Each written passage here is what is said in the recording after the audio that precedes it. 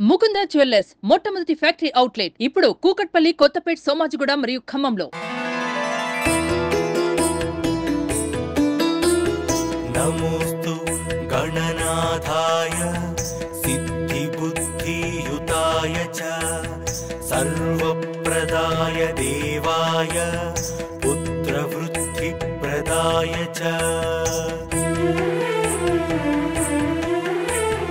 గురుధరాయ గురవే గ్రోప్తే గుహ్యసితాయతే గోప్యాయ गोपिताशेषभुवनाय चिदात्मने विश्वमूलाय भव्याय विश्वसृष्टिकराय ते नमो नमस्ते सत्याय सत्यपूर्णाय शुण्ठिने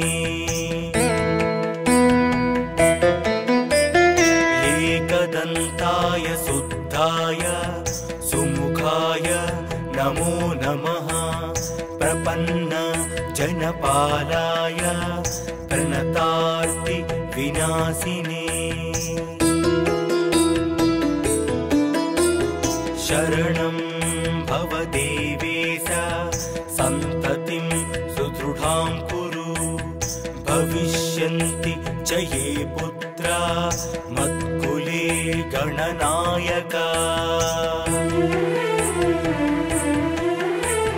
ते सर्वे तव पूजार्थं निरताः शूर्वरो मतः पुत्रप्रथमिदं स्तोत्रं सर्वसिद्धिप्रदायकम्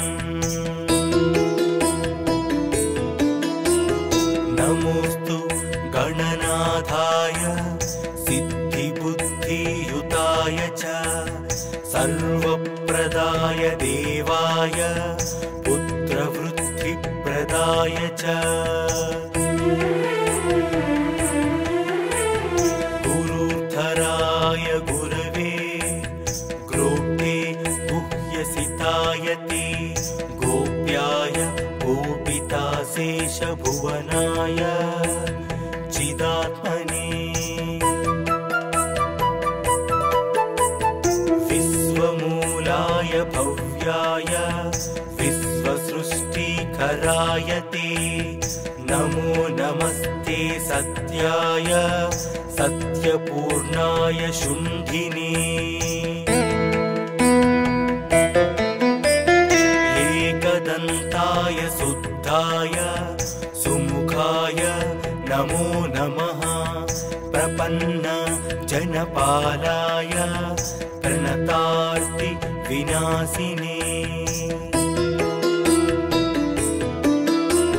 शरणं भव देवेश सन्ततिं सुदृढां कुरु भविष्यन्ति च ये पुत्रा मत्कुले गणनायका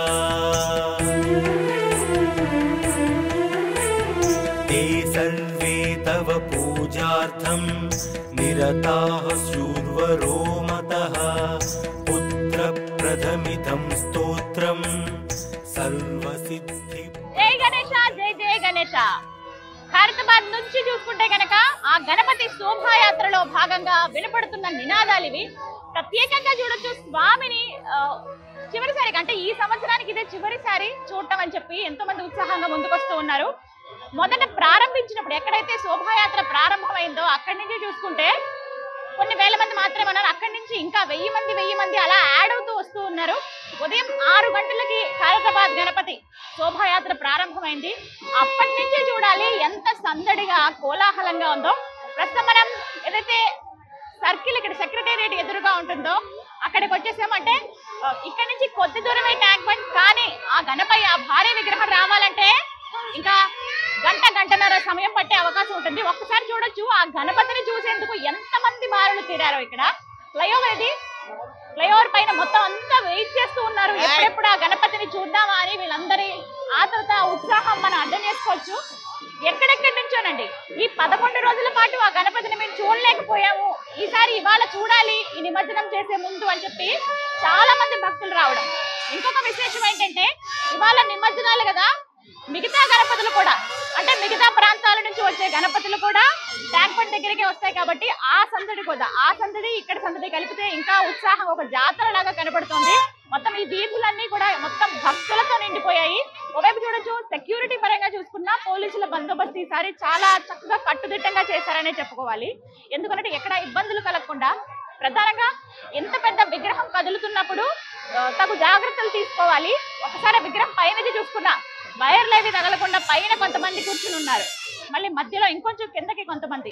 ఇక కింద అయితే సభ్యులు ఎవరైతే ఉన్నారో గణేష్ ఉత్సవ కమిటీ సభ్యులు వారందరూ అక్కడ కూర్చోవడం, అడుగడుగున ఉత్సాహపరుస్తూ ప్రజల్ని స్వామి ముందు నాట్యం చేస్తూ ఎంతో ఆనందంగా స్వామిని గంగమ్మ ఒడికి సాగనంపుతున్న దృశ్యాలు ఇవి.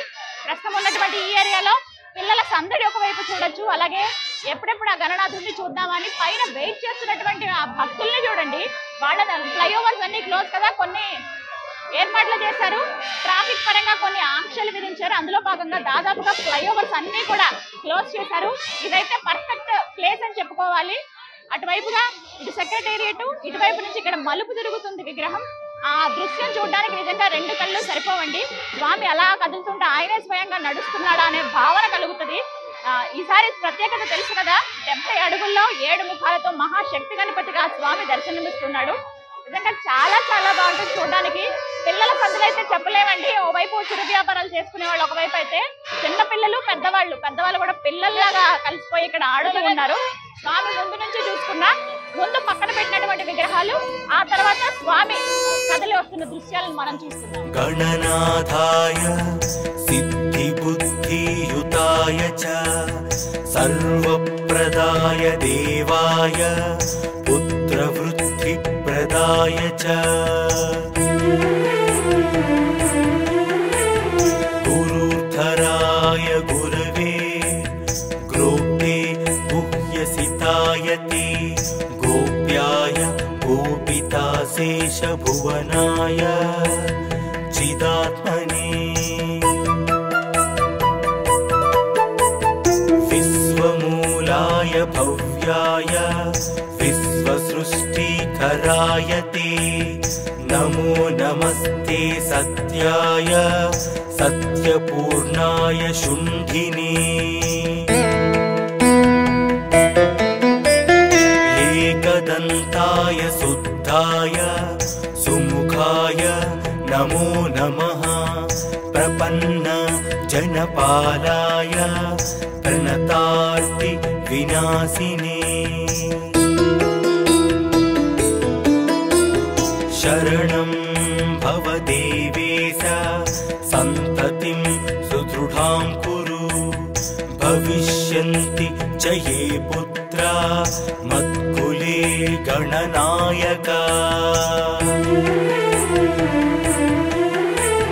ते सर्वे तव पूजार्थं निरताः शूर्वरो मतः पुत्रप्रथमितं स्तोत्रं सर्वसिद्धिप्रदायकम्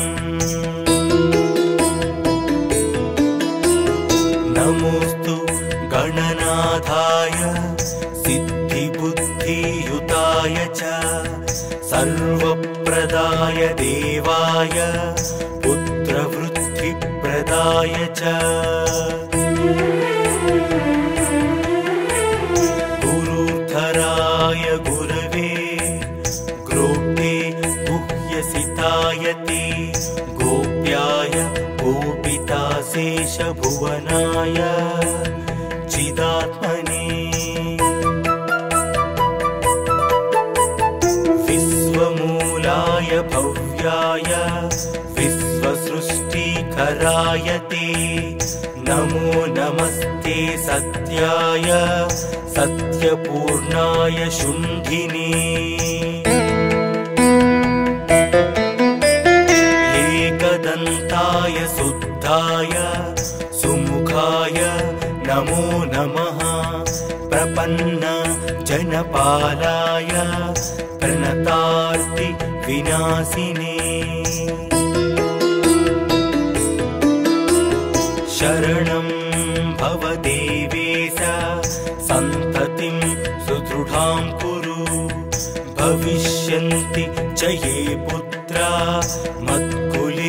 गणनायक ते सर्वे तव पूजार्थं निरताः शूर्वरो मतः पुत्रप्रथमिदं स्तोत्रं सर्वसिद्धिप्रदायकम् इति श्री संतानगणपतिस्तोत्रम् सम्पूर्णम्।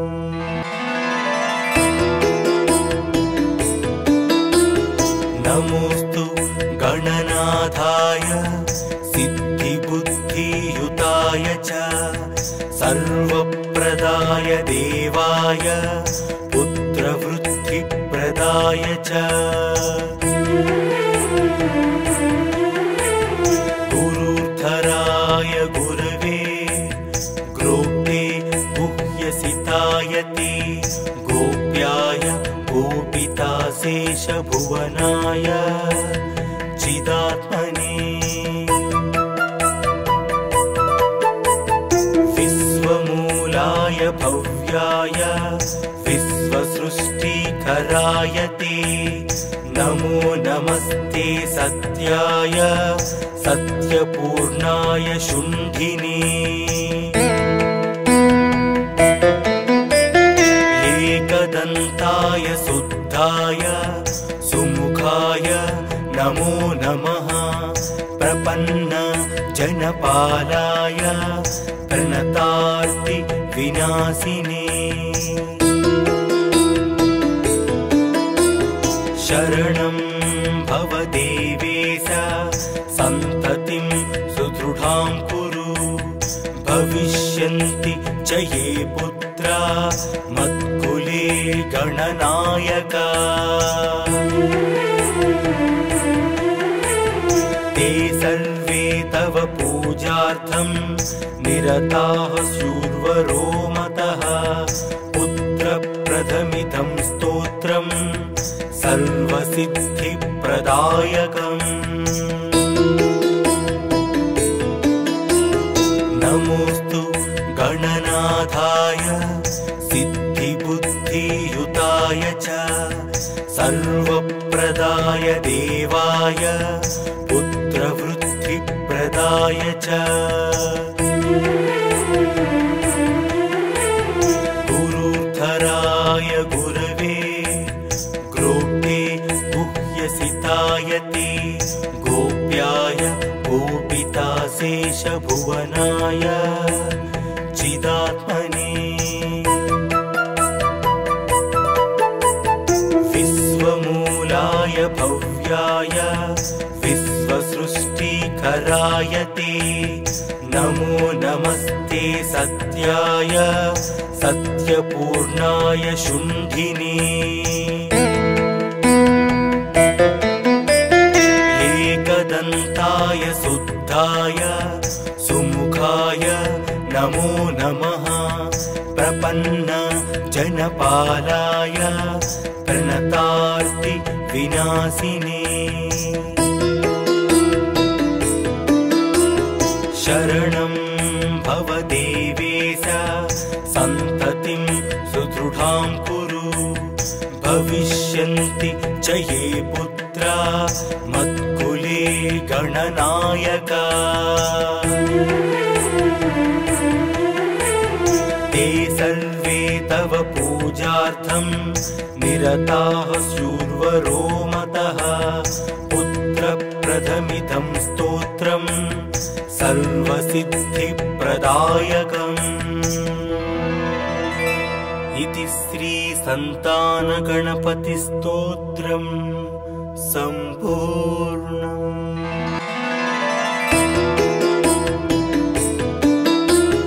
नमोस्तु गणनाथाय सिद्धिबुद्धियुताय च सर्वप्रदाय देवाय पुत्रवृद्धिप्रदाय च गुरुधराय गुरवे ग्रोप्ते गुह्यसिताय ते गोप्याय गोपिताशेषभुवनाय चिदात्मने जननी विश्वमूलाय भव्याय विश्वसृष्टिकराय ते नमो नमस्ते सत्याय सत्यपूर्णाय शुण्ठिने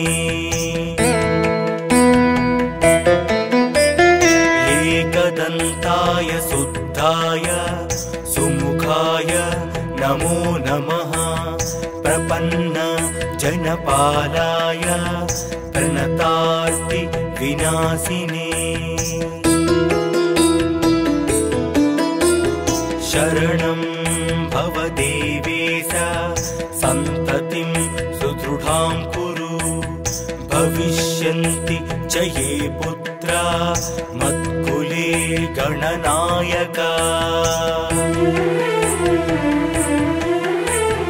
ते सर्वे तव पूजार्थं निरताः स्युर्वरो मतः पुत्रप्रथमिदं स्तोत्रं सर्वसिद्धिप्रदायकम् नमोस्तु गणनाथाय सिद्धिबुद्धियुताय च सर्वप्रदाय देवाय पुत्रवृद्धि